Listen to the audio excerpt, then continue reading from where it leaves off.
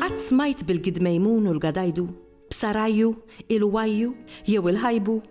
Ġieli smajt bil-ġganti u l-ġolfijiet u bisħaħar jew b'tassetta. Mad-daqqatajn jaf taħsibhom bnedmin minħabba surithom. Imma fil-verità, dawn kollha jappartjenu għad-dinja tal-fantażija.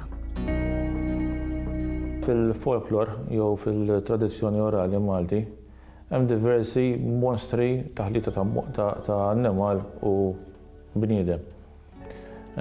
Fost dawn insibu il-waħx li kienu jemnu li huwa xi tip ta' lupu tad-deżert u allura speċi ta' isu werewolf jissemma il-gidmejmun. Il-gidmejmun kien taħlita ta' xadina u qattus u allura bniedem ikraħ jgħidulek isek mhux gidmejmun. Sarangu kienu jgħidu li huwa bniedem li jisraq it-tfal u da jitfaħħom ġol il-xkora u jitlaq bihom u jieħodhom x'imkien ieħor, hawn min kien jgħidlu wkoll tal-ixkora.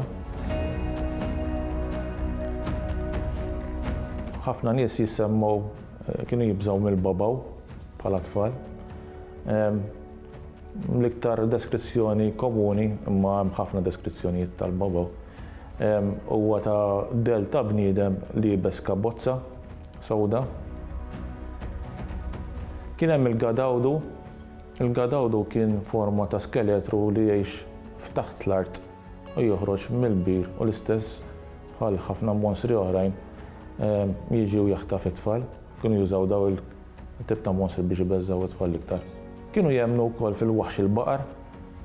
Il-waħx il-baqar kellu forma ta' nofsu bniedem u f'nofsu barri jew gendus. Dak kien joħroġ f'nofs il-lejl jagħmel ħafna ħsejjes imbeżża waħħax il-kulħadd għalhekk il-waħx il-baqar. Il-wajju kienu jgħidu li huwa bniedem b'wiċċ ikraħ u wiċċ forma ta' qamar u kultant jgħidu li l-wajju huwa personifikazzjoni tal-qamar istess u kien l-istess kienu jbeżżaw it-tfal bih. U l-aħħar u mhux l-inqas nsemmi s-sirena li kulħadd jaf li hija nofs bniedma u nofs ħuta.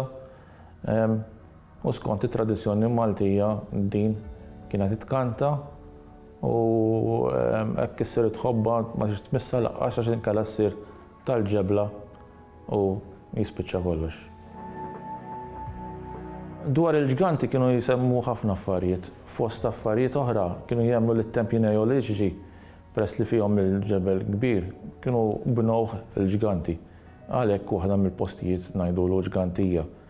U f'Għawdex kienu jemmnu li kien hemm mara semmuha Samsuna jew Sansuna li tant kienet b'saħħitha dik kienet iġġor il-ġebel fuq spallejha minn post tal-ieħor u s-saħħa li kienet tuħu mill-ful li kienet tiekol.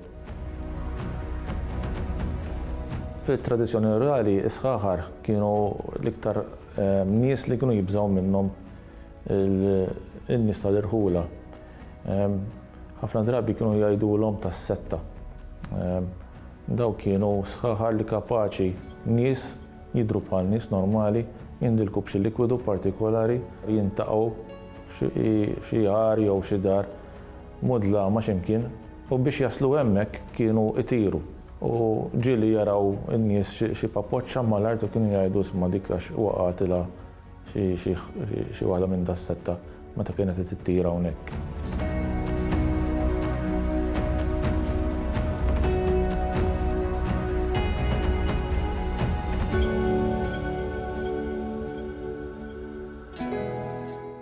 Il-Sinna jixtieq jirringrazzja lill-Kunsill Nazzjonali tal-Ilsien Malti, lid-Dipartiment tal-Malti fil-Fakultà tal-Arti l-Università, lill-Ministeru għall-Edukazzjoni u x-Xogħol u lill-Aġenzija Nazzjonali tal-Litteriżmu.